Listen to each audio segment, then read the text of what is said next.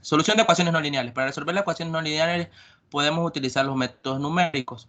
Estos métodos son una serie de algoritmos que nos permiten llegar a las raíces de las ecuaciones que son no lineales. Como primer paso primer método tenemos el método del punto fijo.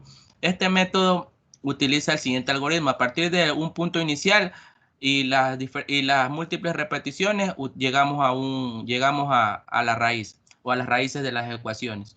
Bueno, tenemos aquí, para esta ecuación tenemos que utilizar un intervalo de confianza. El intervalo de confianza se utiliza a partir de la tabla de valores. Esta tabla de valores tiene que haber donde se produzcan los cambios de signo, entonces ahí tenemos el intervalo de confianza.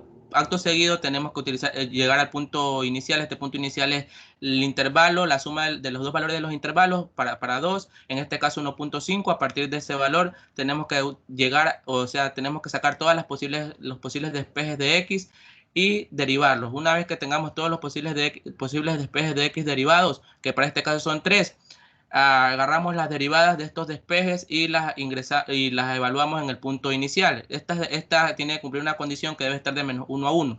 Para los valores que cumplan esta condición, tenemos que estos son actos para iterar, caso contrario no se puede iterar. Bueno, para este caso tenemos una función que se puede iterar dentro de lo que se evalúa este punto medio y empezamos a utilizar las múltiples iteraciones. Bueno, a partir de la 12ª iteración ya llegamos a la raíz con 5 decimales. Entonces el valor es 182.938 y después de la 12ª iteración, la lectura actual menos la lectura anterior es igual a 1.47 por 10 a la menos 5, siendo este valor muy aproximado a 0.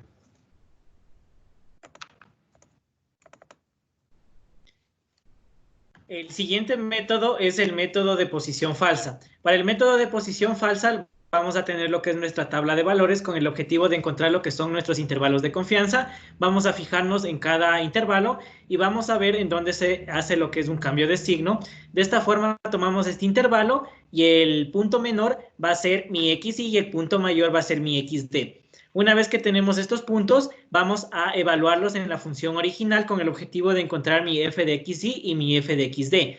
Una vez tenemos ya estos valores, procedemos con la ecuación del método de posición falsa, en el cual reemplazamos los valores para obtener el valor de xm. Una vez que tenemos xm, este valor lo tenemos que reemplazar en la ecuación original con el fin de encontrar f de xm. Este valor nos va a permitir evaluar lo que es la condición que nos dice que si f de xm es menor a 0, vamos a reemplazar el último valor que calculamos de xm en lugar del xy. Pero si el f de xm es mayor a 0, vamos a reemplazar el valor de xm que acabamos de encontrar por el valor de xd. De esta forma vamos a encontrar los nuevos intervalos, como podemos ver aquí en mi ejercicio. El valor de f de xm es negativo, en este caso es menor a 0, por lo tanto voy a reemplazar el valor de de xy por el valor de xm, quedándome mi nuevo intervalo. Con este nuevo intervalo vamos a realizar este proceso o estas iteraciones hasta que cumplamos la condición que nos dice que mi valor absoluto de f de xm debe ser menor que 10 a la menos 3 o 0.001. Como podemos ver en la quinta iteración, se cumple esta condición dándonos un valor de 0.0021 que es menor a 0.001, teniendo como resultado el valor más próximo a la raíz, mi xm de 1.82933. Como siguiente método tenemos el método de bisección. En este método vamos a utilizar el mismo intervalo de confianza que ya lo calculamos anteriormente con la tabla de valores. De esta forma mi valor menor va a ser mi xy y mi valor mayor va a ser mi xd. Vamos a evaluar estos valores en la ecuación original. De esta forma vamos a encontrar en mi f de xy y mi f de xd. Con estos valores reemplazamos en la ecuación de este método de la bisección para encontrar mi xm. Una vez que encontramos el valor de mi xm, este valor lo vamos a evaluar en la ecuación original para encontrar mi f de xm. Teniendo el valor de f de xm, podemos aplicar la condición que dice que si f de xm es menor a 0, el valor de xy va a ser reemplazado por mi valor de xm. Pero si mi f de xm va a ser mayor a 0, voy a reemplazar mi valor de xd por el valor de xm que acabamos de calcular. De esta forma vamos a encontrar mi nuevo intervalo, como podemos ver aquí. Hay que recordar que también en este método nos da una ecuación del número aproximado de iteraciones, en el cual una vez que reemplazamos los valores, puedo ver que en este ejercicio el número aproximado de iteraciones es 10. y vamos a comparar con la tabla. En la 10ª iteración podemos ver que efectivamente el error absoluto es menor a 0.001 y de esta forma concluimos que mi valor aproximado o más próximo a la raíz es 1.82910 y este es mi resultado en este método. Entre los dos métodos podemos ver que el método de la falta posición nos ayuda a llegar al valor más rápido, ya que el intervalo se cierra mucho más rápido y en un mayor rango que el método de la bisección. Otro método para encontrar las raíces es aquella del método de la secante. Para este método de la secante es un método abierto, por lo cual no tenemos la necesidad de encontrar valores en donde la imagen de la función evaluada en 2 puntos cambie de signo. Por tal motivo, nosotros escogemos los puntos 2 y 3 para esta función.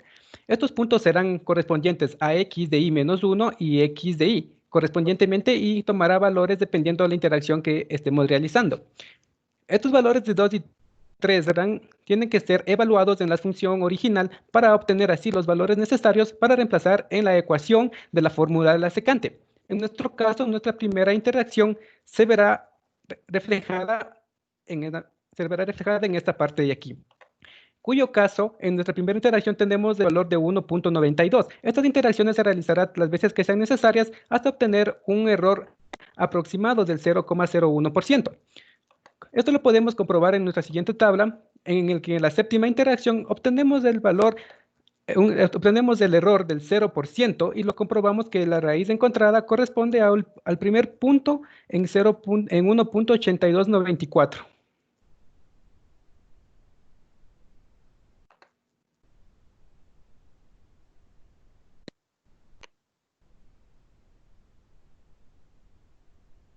Bueno, a continuación yo les voy a hablar acerca del método de Newton-Raphson. Como podemos observar, el método de Newton-Raphson trabaja partiendo desde un punto 0. En nuestro caso va a ser el punto 3.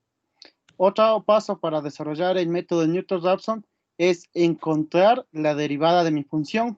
En este caso podemos observar que la derivada de la función también la tenemos. El método de Newton-Raphson ocupa la fórmula que dice x sub i más 1 va a ser igual a x sub i menos la función evaluada en x sub i y la derivada de la misma función. Y la derivada de la misma función evaluada. Las iteraciones van a partir desde el número 0.3 que tenemos aquí y en nuestra tabla va a ir trabajando de arriba hacia abajo, como muestran nuestras tablas de valores, hasta encontrar nuestro punto que va a ser en la interacción número 7. Muchas gracias.